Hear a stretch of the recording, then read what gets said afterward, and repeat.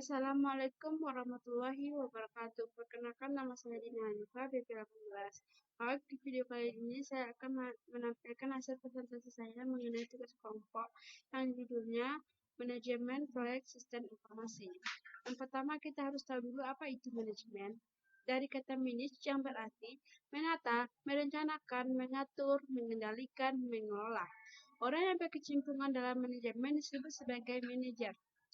Yang kedua, proyek sistem informasi. Definisi proyek adalah aktivitas atau kegiatan yang telah direncanakan untuk diselesaikan dalam waktu yang telah ditentukan dan di dalamnya dialokasikan budget. Proyek sistem informasi adalah proyek yang berhubungan perangkat lunak atau sistem informasi dalam suatu sistem komputer. Spektrum manajemen proyek ada 3. Yang pertama, people, manusia. Yang kedua, problem, masalah. Yang ketiga, proses. Fase-fase yang menandai proses perangkat lunak. Fase-fase yang menandai proses perangkat lunak ada 3, yaitu fase definisi, fase pengembangan, fase pemeliharaan. Perencanaan proyek dimulai dengan menggabungkan masalah dan proses. Setiap fungsi akan direkayasa oleh tim perangkat lunak harus melampaui sejumlah aktivitas kerangka kerja yang telah ditentukan bagi sebuah organisasi perangkat lunak. Misal, organisasi sudah mengadopsi serangkaian aktivitas kerangka kerja sebagai berikut. Yang pertama, komunikasi pelanggan. Tugasnya yaitu yang diperlukan untuk membangun komunikasi yang efektif. Yang kedua, perencanaan. Tugas yang diperlukan untuk menentukan sumber daya, ketepatan waktu, dan informasi proyek yang lain. Yang ketiga, analisis risiko. Tugas-tugas yang diperlukan untuk memperkirakan risiko-risiko manajemen dan teknis. Yang keempat, rekayasa. Tugas-tugas yang diperlukan untuk membangun suatu perwakilan aplikasi atau lebih. Yang kelima, konstruksi dan rilis. Tugas-tugas yang diperlukan untuk membangun, menguji, memasang, dan memberikan dukungan kepada pemakai, seperti dokumentasi dan pelatihan. Yang keenam, evaluasi pelanggan. Tugas-tugas yang diperlukan untuk memperoleh umpan balik dari pelanggan dengan didasarkan pada evaluasi representasi perangkat lunak yang diciptakan selama merekayasa serta implementasi selama masa instalasi. Fase proyek sistem informasi. Yang pertama, fase definisi. Berfokus pada what atau apa. Pada fase ini, pengembang perangkat lunak harus mengidentifikasi informasi yang akan diproses, fungsi dan unjuk kerja apa yang dibutuhkan, tingkah laku sistem apa yang diharapkan, interface apa yang dibangun, batasan desain apa yang ada, dan kriteria validasi apa saja yang dibutuhkan mendefinisikan sistem yang sukses. Yang kedua, fase pengembangan. Berfokus pada bagaimana atau how, yaitu di mana pengembangan perangkat lunak, teknisi harus mendefinisikan bagaimana dikonstruksikan, bagaimana fungsi-fungsi diimplementasikan sebagai sebuah arsitektur perangkat lunak, bagaimana detail prosedur akan diimplementasikan, bagaimana interface dibangun, bagaimana rancangan akan diterjemahkan ke dalam bahasa pemrograman, serta bagaimana pengujian dilakukan.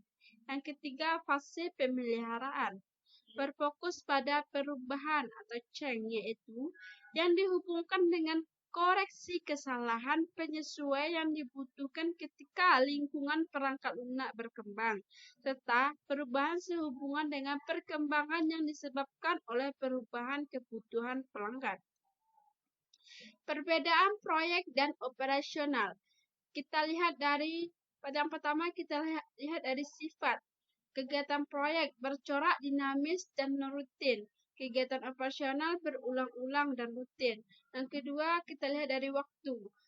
Kegiatan proyek itu siklus proyek relatif pendek, sedangkan di operasional jangka panjang. Yang ketiga, kita lihat dari intensitas kegiatan. Di kegiatan proyek, intensitas kegiatan dalam periode siklus proyek berubah-ubah, sedangkan di operasional relatif sama. Yang keempat, anggaran dan jadwal. di kegiatan proyek berdasarkan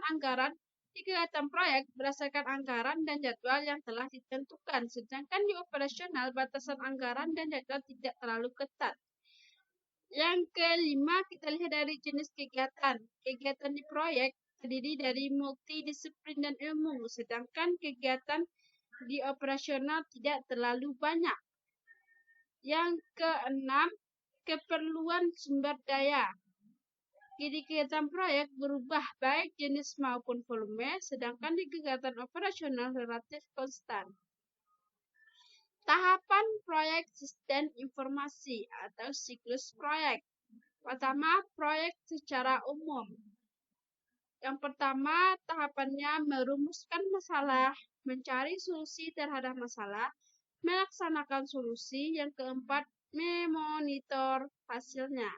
Sedangkan di proyek sistem informasi, tahapannya yang pertama, tahap penentuan, yang kedua, tahap konsep, yang ketiga, tahap desain, yang keempat, tahap pelaksanaan, yang kelima, tahap jaminan kualitas, yang keenam, tahap implementasi, yang ketujuh, tahap penutupan.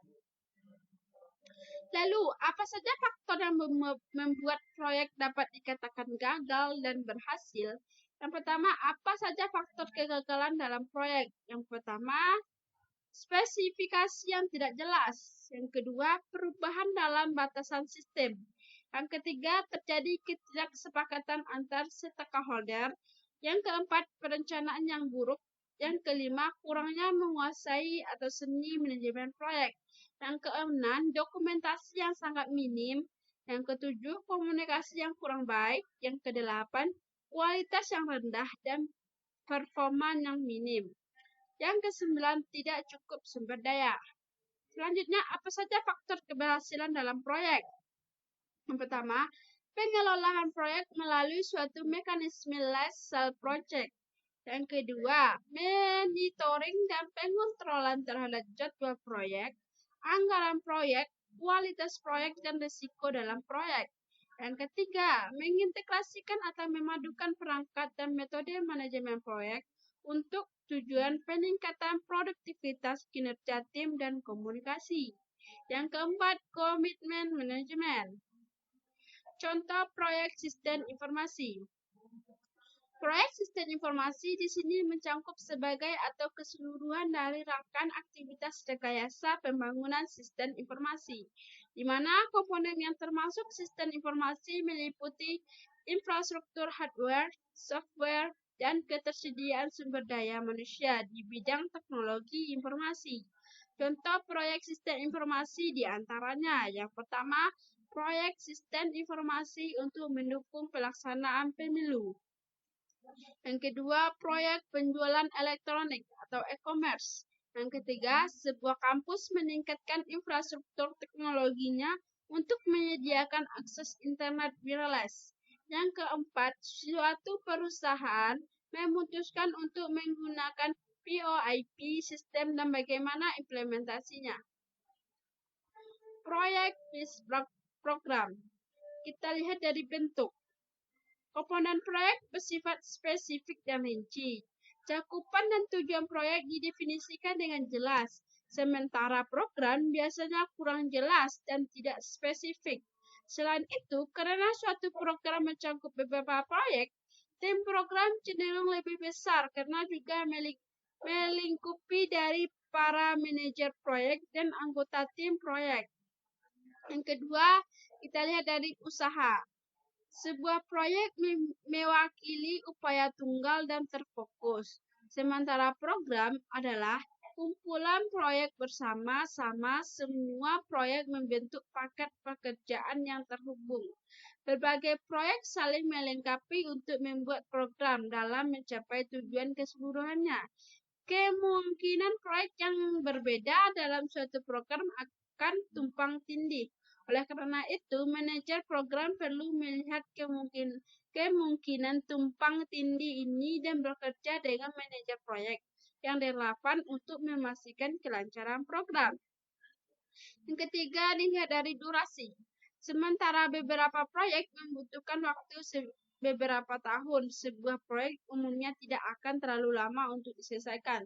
Sebaliknya, program seringkali membutuhkan waktu yang sangat lama untuk diselesaikan karena desain untuk memberikan lebih banyak hasil. Oleh karena itu, hal yang biasa dalam program untuk disusun dalam beberapa fase atau tahapan.